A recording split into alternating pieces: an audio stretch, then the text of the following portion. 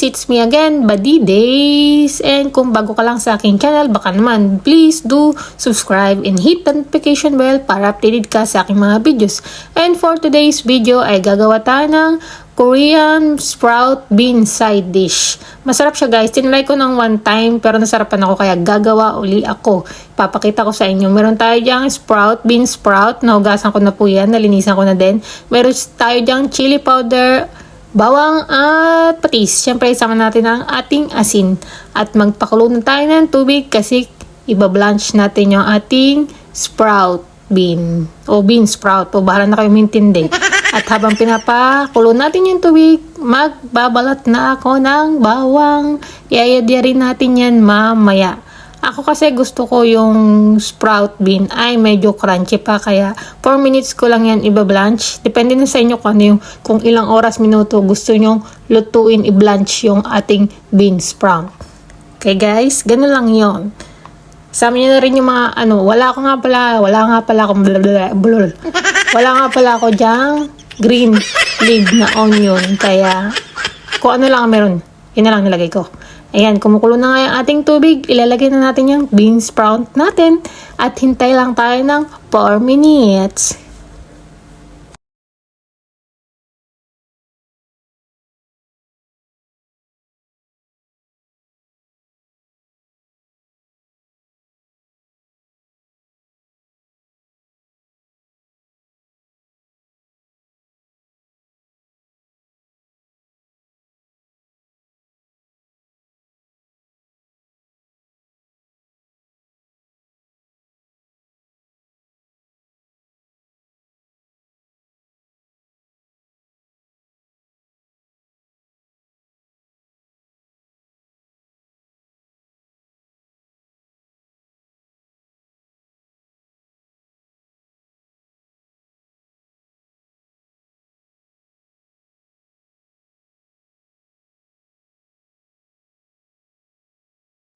And after 4 minutes nga guys, ito na ang ating bean sprout.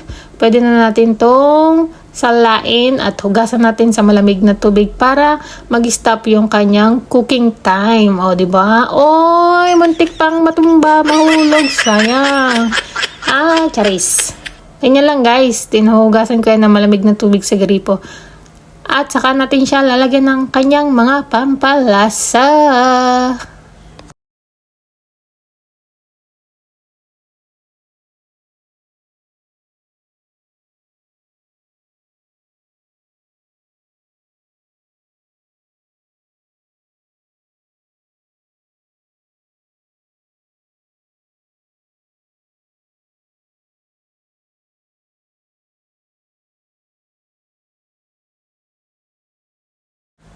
At yun na, nalagay na natin, nahugasan na natin, malamig na, yadyarin na natin yung ating bawang, ilagay na natin yung ating mga chili powder din, patis, at haluin natin. Alam nyo guys, mas masarap yan kapag medyo matagal na siya sa ref.